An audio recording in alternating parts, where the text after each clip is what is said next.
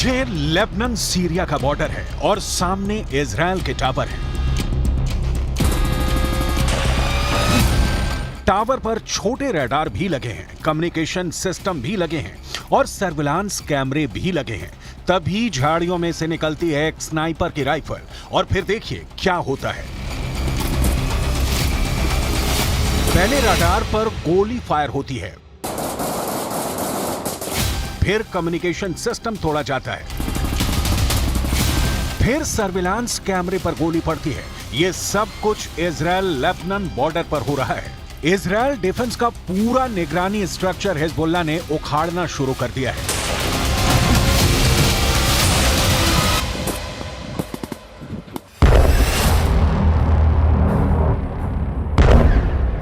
लेकिन इसके बाद जो होता है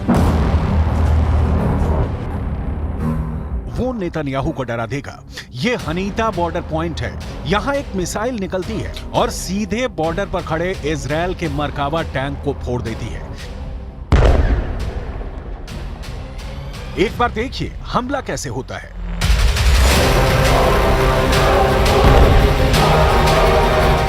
धुआं छटता है तो इजराइल के बाकी टैंक भागने लगते हैं। दूसरा वीडियो दोहरा बॉर्डर पॉइंट से आया है। यहां भी इजराइल का मरकावा टैंक घूम रहा था और फिर होता है एक बड़ा हमला।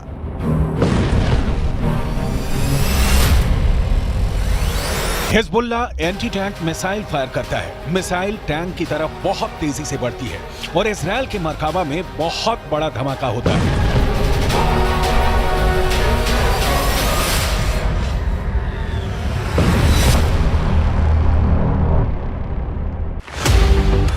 लेबनान बॉर्डर पर इजराइल के टैंक पर हमलों का वीडियो बहुत डराने वाला है।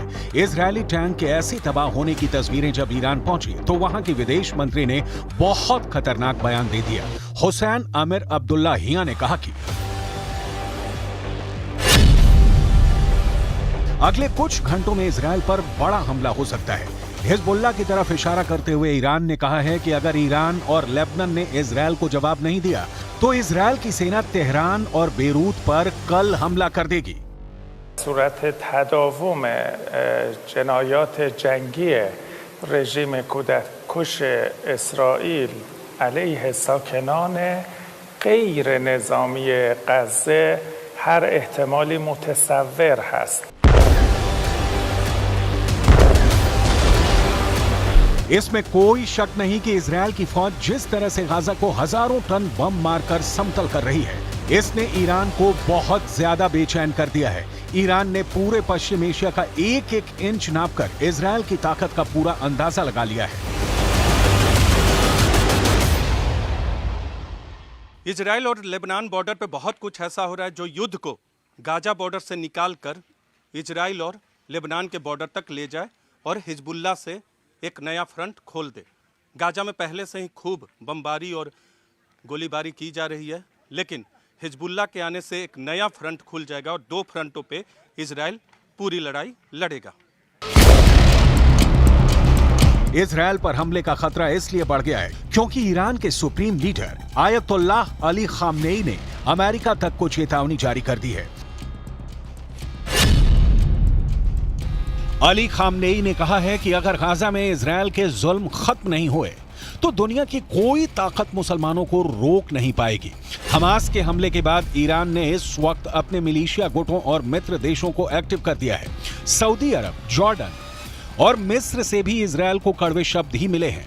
इस वक्त हिजबुल्लाह भी एक्टिव है, इस वक्त सीरिया भी एक्टिव है, इस वक्त इराक में आईएसआईएस का खात्मा करने वाली फोर्स हश्द अल शाबी भी तैयार है, इस वक्त यमन भी एक्टिव है।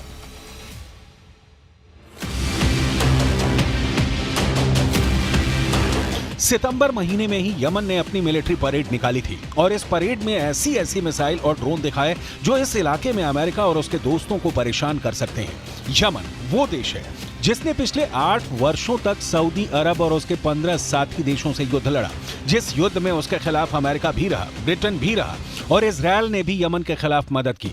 अब वही यमन अमेरिका और इजराइल दोनों को ललकार रहा है।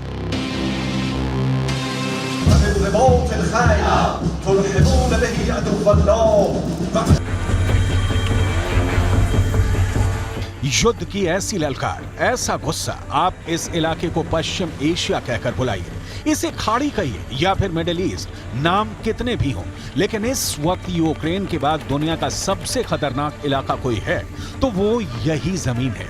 पिछले 4 दशकों से यह इलाका युद्ध देख रहा है।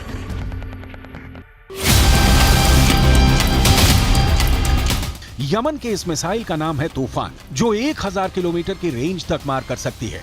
इस मिसाइल से यमन ने सऊदी अरब को कई बार डराया है। इजरायल को भी लगता है कि यमन को ऐसे और हथियार मिल सकते हैं और फिर वो उसके लिए खतरा बन जाएंगे।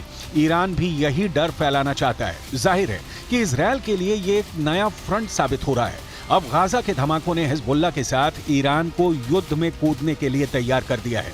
इसलिए इजरायल और अमेरिका के खिलाफ उसका युद्ध किसी भी वक्त शुरू हो सकता है।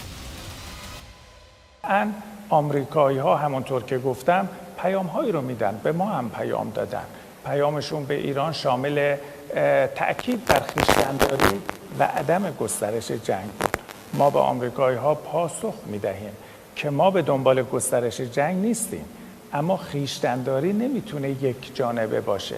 شما نمیتونید به حزب الله لبنان توصیه بکنید خویشتن‌داری بکنه، بعد به نتانیاهو بگویید دست شما رو باز میگذاریم، هر جنایتی رو میخوای علیه غیر نظامیان انجام بدهید. इजरायल का दावा है कि हिजबुल्लाह के पास करीब 1.5 लाख रॉकेट हैं, जिसके टारगेट पर इजरायल है। 1.5 लाख रॉकेट क्या कर सकते हैं, इसका अंदाजा इस बात से लगाइए। 7 अक्टूबर को हमास ने इजरायल पर एक साथ 5000 रॉकेट दागे, जिसकी वजह से इजरायल का आयरन डोम भी पूरी तरह से नाकाम हो गया। सवाल यह है कि अगर ईरान इजरायल पर हमला करता है तो फिर क्या होगा? ऐसे हालात में अमेरिका क्या करेगा, क्योंकि ईरान के आसपास अमेरिका के इतने मिलिट्री अड्डे हैं जहां से ईरान के खिलाफ हमले लॉन्च किए जा सकते हैं। इसलिए कोई शक नहीं कि गाजा में युद्ध के साथ साथ अब इजरायल से पहले उसने अमेरिका के फौजी अड्डों को अपने टारगेट पर ले लिया है।